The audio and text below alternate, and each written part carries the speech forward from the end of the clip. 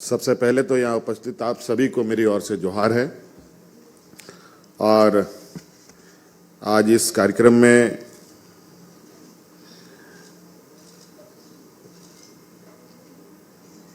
हमारे साथ उपस्थित हमारे मंत्रिमंडल सहयोगी भी हैं,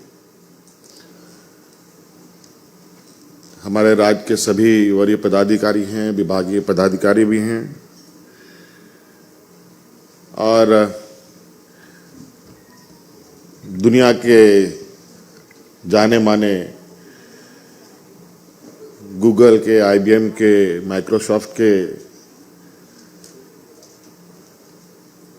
यहाँ पर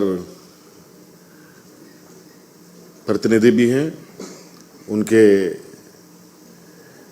तरफ से भी यहाँ लोग मौजूद हैं। मैं आप सबका हार्दिक अभिनंदन करता हूँ। आज हम लोग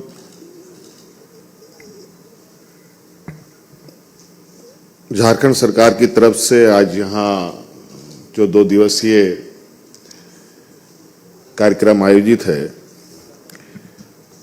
जो एक कंसल्टेशन होना है, आज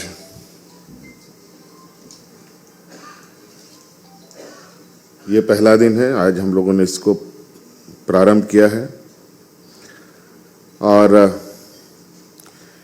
यहाँ IT, AI, digital governance, industrial instruments, tourism को लेकर 2 दिनों तक पूरे नेशनल स्टेक होल्डर कंसल्टेशन होना है। और कैसे हम सब मिलकर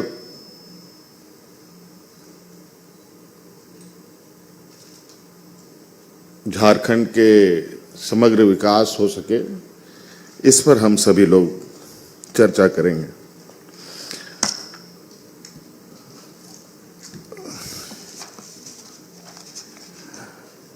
और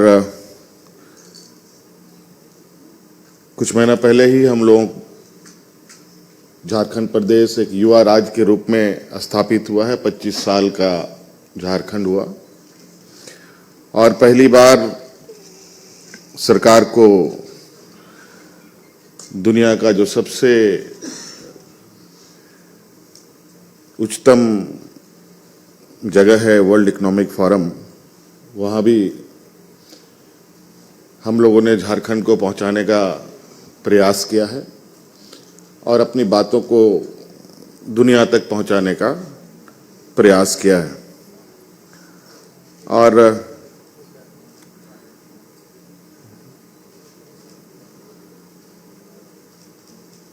झारखंड के संदर्भ में लगभग हम ये कह सकते हैं कि इस देश की अगर इंडस्ट्रियल ग्रोथ की बात करें तो झारखंड के बिना ये पूरा होता दिखता नहीं है। आज हम झारखंड से पूरे देश को कई सारी खनिज संपदाओं के साथ ज्ञान भी दिया है। आज हमारे राज्य से देश दुनिया में बड़े पैमाने में ब्यूरोक्रेट्स ने भी अपनी योगदानें दी हैं, तकनीकी क्षेत्रों में भी दी हैं। आज मुझे बहुत खुशी हुई कि रंजन जी जो गूगल से यहाँ आए हैं, उन्होंने कहा कि ये पलामू से आते हैं। थोड़ा सा कॉन्फिडेंस और मजबूत हुआ है और जो आपका उत्साहवर्धन बातों को सुनकर मुझे लगता है कि, और मैं देख भी रहा हूं जिस तरीके से हम लोग अलग अलग समय पर अलग अलग जगहों पर जाकर अपने राज्य के संदर्भ में बातें करते हैं तो बहुत सारे ऐसे विद्वान जो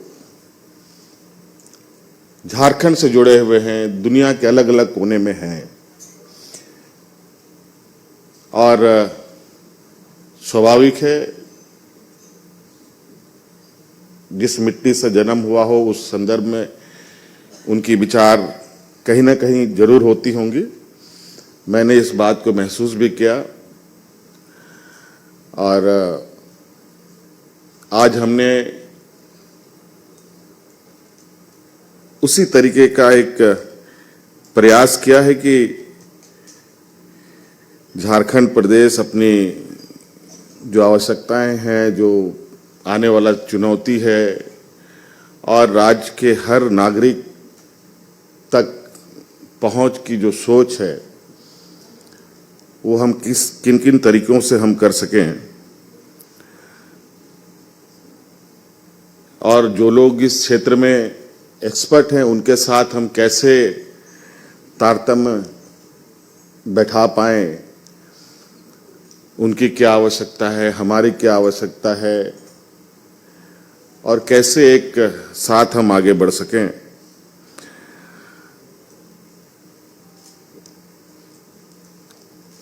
हम सब ये जानते हैं कि आज दुनिया एक रिवॉल्यूशन के दौर से गुजर रहा है।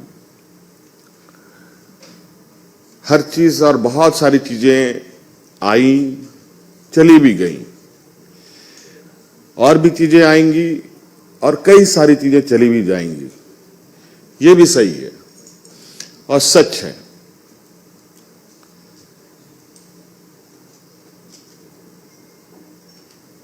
तो इसके लिए जरूरी है कि हम आने वाले समय के लिए कैसे तैयार हो सकें। कभी जो आईटी सेक्टर रहा है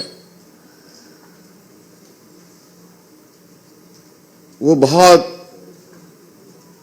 तेजी से, मुझे लगता है कि 2020-21 से उसने जो रफ्तार पकड़ी,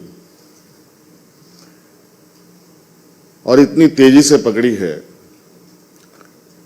कि आज उसी रफ्तार ने अब एआई पर कदम रख दिया है। अब निश्चित रूप से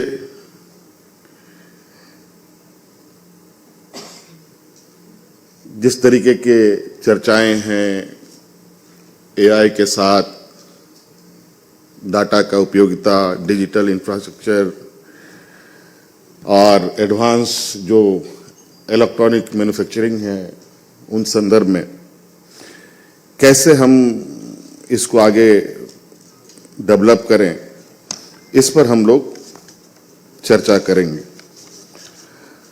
आज मुझे लगता है कि उद्योग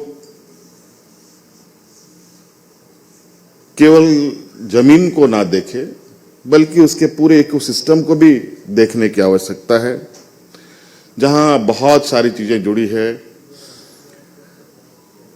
जहां रिलायबल पावर की बात है, आधारभूत संरचना की बात हो, आवागमन की व्यवस्था हो, जो टैलेंट स्किल्ड हैं, और जो पॉलिसी इन्वायरमेंट है वो कितना सुटेबल है, उन सभी चीजों को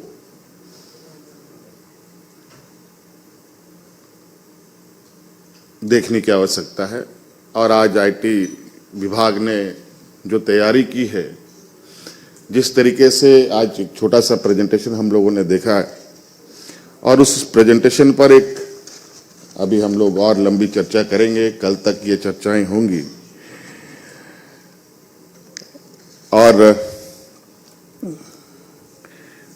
मेरा ये भी मानना है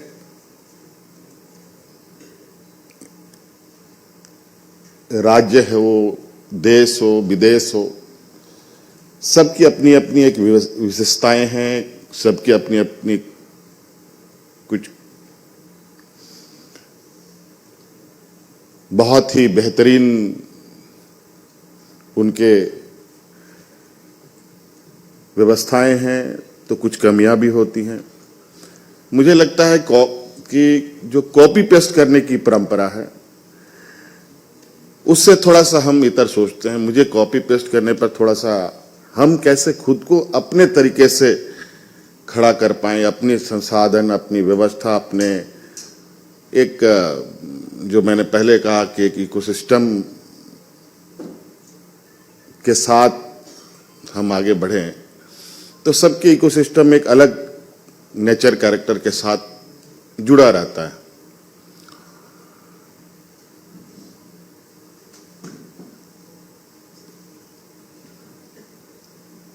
हम चाहते हैं कि जो एआई है, टेक्नोलॉजी गवर्नेंस, जो हमारे माइक्रोसॉफ्ट और आईबीएम के सदस्यों ने भी कहा कि कई चीजों का आदान प्रदान, जो डाटा का शेयरिंग है वो कैसे हो, ट्रांसपेरेंसी और सब बहुत सारी चीजें हैं, ये निश्चित रूप से होने की आवश्यकता है। और कुछ चीजें हैं जो हमारे राज्य में माइनिंग है। माइनिंग आज से नहीं बल्कि यहाँ बहुत सारे लोग होंगे उनकी उम्र से अधिक से समय से चला आ रहा है। आज हमारे 24 डिस्ट्रिक्ट में लगभग 14 डिस्ट्रिक्ट लगभग माइनिंग एक्टिविटीज वहां पर चल रही हैं। और माइनिंग में भी बहुत सारे एक कालावधि में बदलाव हुए।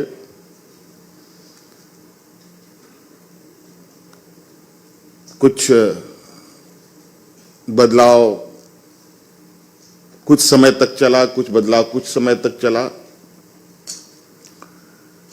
इसको आने वाला समय में जिस तरीके से टेक्नोलॉजी का विस्तार हो रहा है, एआई का जिस तरीके की उपस्थिति हो रही है, इसमें इसको कैसे साइंटिफिक रूप से हम लोग करें, कैसे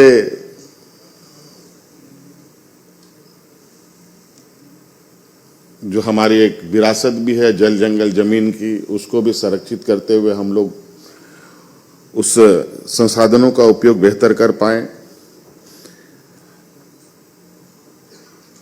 ये भी जरूरी है।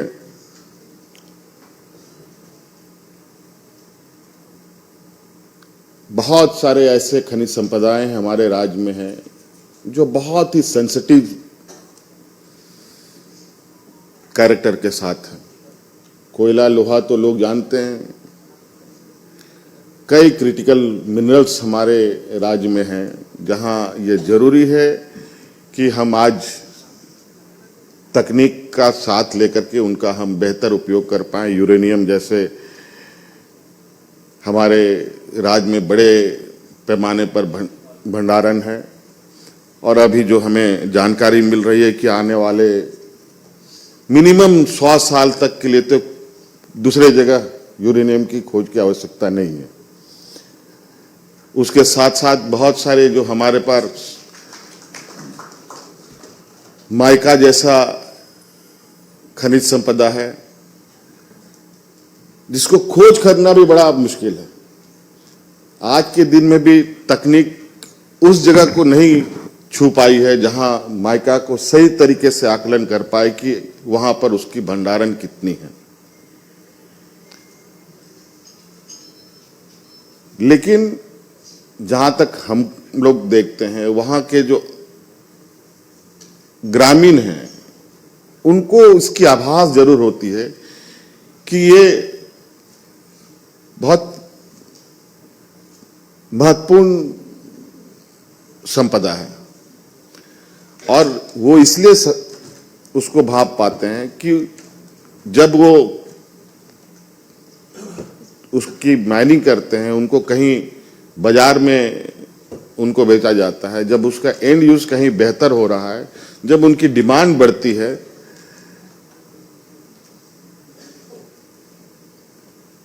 तो उस रफ्तार से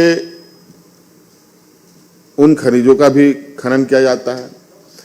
लेकिन आज के दिन में भी राज्य सरकार के पास, भारत सरकार के पास कोई ऐसी तकनीक हमें नहीं पाया गया है जिससे हम आज माइका जैसे महत्वपूर्ण खनिज संपदा को हम लोग आज उपयोग में ला पाए। आपको यहाँ सारे विद्वान लोग हैं, माइका की उपयोगिता कहाँ से कहाँ तक है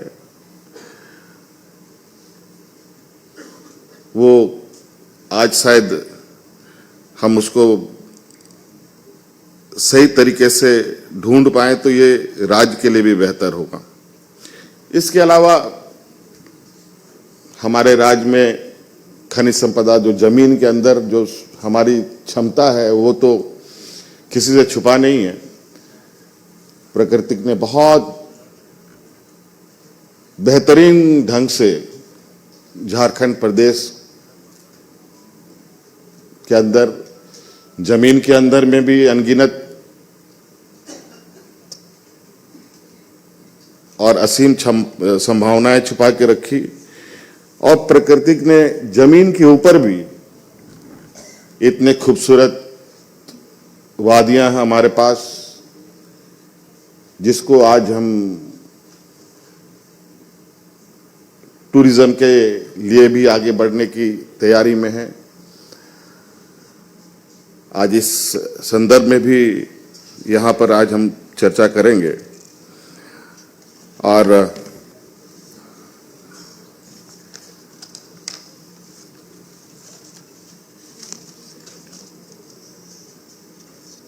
यहाँ पर और भी कई सारे लोग जुड़ेंगे जो मुझे बताया गया है। यहाँ काफ़ी सारे लोग जो हम लोग के स्टेक होल्डर्स हैं, उनकी उपस्थिति, जो लोग आज नहीं आए हैं कल तक पहुँचेंगे भी। और मेरा यही एक रिक्वेस्ट होगा आप लोगों से कि हम लोग सिर्फ यहाँ इन्वेस्टमेंट को लेकर के नहीं आए हैं, बल्कि एक लंबे समय तक कैसे हम लोग साथ चल पाएं, ये भी हमारी एक सोच है कि एक ऐसे रूपरेखा तैयार हो जहां एक शॉर्ट टर्म नहीं बल्कि एक लंबे समय और लंबे अवधि के लिए हम लोग साथ में काम करें, और जो भी चुनौतियां आएंगी, जो भी बदलाव होगा और जो भी आवश्यकताएं हैं, उन सभी चीज़ों को हम लोग एक दूसरे के साथ मिलकर समाधान करते हुए आगे बढ़ेंगे। आज जो यहाँ मुझे बताया गया है कि कल कई सारे आप लोगों के कई कंपनियों के साथ एमओयू होने की भी बात है। हम लोग एक छोटा सा, मैं झारखंड का आपको मैं झारखंड के संदर्भ में कुछ समय पीछे ले जाना चाहूँगा। मुझे लगता है कि जब कई राज्य कई चीज़ों में बहुत आगे निकल चुकी रही है, चाहे वो स्वास्थ्य के क्षेत्र में हो, चाहे शिक्षा के क्षेत्र में हो, चाहे वो आईटी के सेक्टर में हो, जब ये सब पीक में थे, जो मैंने कहा 2020-21 के दौरान, उसी समय हमारे राज्य का गठन होता है, नवसृजित राज्य। जब आप दौड़ में बाकी संस्थाएं आगे निकल चुकी थी, तब हमारा राज्य ने जन्म लिया, और कतई वो संभव नहीं था कि हम उस समय आईटी सेक्टर में, एजुकेशन में, हेल्थ में हम पूरी तरीके से बेहतर कर पाने की स्थिति पे होते। हाँ, ये जरूर है, जैसे समय बीतता गया, आज 25वें साल का ये राज्य पहली बार आज हम लोगों ने वर्ल्ड इकोनॉमिक फोरम में अपनी उपस्थिति दर्ज की, और उम्मीद है कि अगली बार भी उपस्थिति दर्ज करेंगे। जो हमने चीज़ों को देखा, जो समझा, जो परखा, और आज उसी का एक छोटा सा प्रयास कि वहाँ से आने के बाद हमें किस दिशा में जाने की आवश्यकता है, हमारे नए यूथ नए ताकत को जो ताकत है उसको कैसा बेस्ट यूटिलाइज करना है। हमारे यहाँ अगर मैंने पहले भी कहा, हम लोगों ने खनिज संपदा देश को तो दिया ही दिया, लेकिन बौद्धिक ताकत भी दी है। आज हम अपने उन ताकतों को अपने राज्य के प्रति और राज्य के लिए उपयोग करने का एक प्रयास कर रहे हैं।